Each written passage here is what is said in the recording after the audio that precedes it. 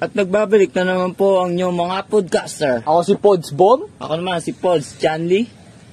At narito tayo sa segment na Pillow Talk. Pillow Talk anymore. And we are back here at ang ating venue naman ngayon ay nasa La Galera, Betanza. Partner, itong week na to ay talagang special episode to, no? Oo, partner. Special edition to for all listeners natin, partner.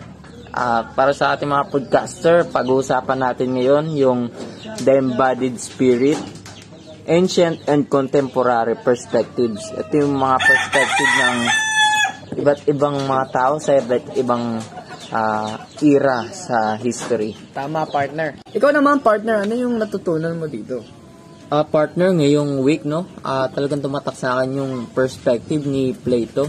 Nung era niya, mga busy pa to na sinabi niya yung man has an immortal soul and a mortal, perishable body. Bali, para sa kanya, lamang tayong mga tao, lamang yung pag-iisip natin kasi ito, hindi siya namamatay. Ang maganda, ang galing partner. At ikaw naman, partner, anong naintindihan mo? Partner, yung kay Father Leonardo Mercado, yung Filipino philosopher hanggang ngayon. Buhay pa siya hanggang ngayon, partner. Sabi niya nga na ang Filipino philosophy at other kinds of philosophies is magkaparehas ng, although may pagkakaiba din. Katulad lang din sa ibang philosophy na ang goal is one mind and one body. Sa Filipino naman is yung pagiging evident na harmony sa pag-iisa nila. Mas evident kasi sa Filipino daw. At yung ine-emphasis dito ni Father Leonardo is yung salitang makatao. Ang dami matutunan niya yung lesson na to na partner. Tama, partner. Ito na ang ating first caller. Hello po. Ako po si Sean Bobadilla. Isa sa mga kilala kong ancient perspectives, mga philosophy, si St. Augustine. For St. Augustine, philosophy is the love of God, and Christianity is the only full and true philosophy. And because of this likeness to God, people both have reason and free will in life. And isa pa sa mga sinabi ni St. Augustine na pinakatumatak sa akin ay, kapag ang tao ay mag-isa at walang kasamang Panginoon, ito ay nakatadhanang mag-fail sa buhay. Lamang po. Salamat sa ating first caller, no? Ito naman, tumatawag na ang ating second pod caller. Hello po. Ako po si Adrian Napulog. At yung philosopher po na nagustuhan ko ay si René Descartes. At yung sinabi niya po ay yung dualism na the belief that the mind and body are essentially separate from each other and res extensa, man as an extended thing, a machine or extension of the mind.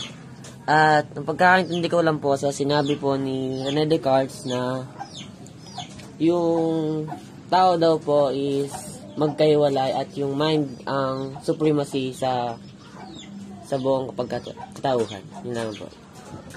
Salamat sa ating second caller. Ito na po ang ating third pod caller. Hello po. Ako po si Shin Rice din po. At ang philosopher po na gusto ko ay si Gabriel Marcel and Phenomenology. At natutunan ko sa kanya na ang phenomenology ay lahat tayo ay binubuo ng mga bagay, mga pangyayari or phenomena na nagpe-perceive sa ating consciousness, sa ating pagkatao. And naniniwala din si Gabriel Marcel na ang philosophy daw ay malayo na narating sa pang-araw-araw nating pamumuhay.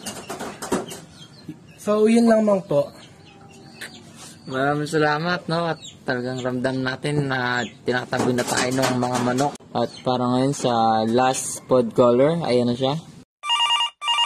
Hello po, ako po si RJ Kabuhat. Yung sa akin naman po si Maurice Merleau Ponty. Yung kay Maurice naman po, ang sabi niya po doon, ang mind and body po natin ay nagtatrabaho po sila na magkasama at hindi po natin sila pwedeng ma-distinguish po. Yan lang po. Salamat. At dyan nagtatapos ang ating segment na Pillow Talk. Ako si Pods Chanley. Ako si Pods Bomb. That's 5 minutes. See you next week. Pillow talk anymore. Pillow talk anymore. Ooh, pillow talk anymore like we used to do.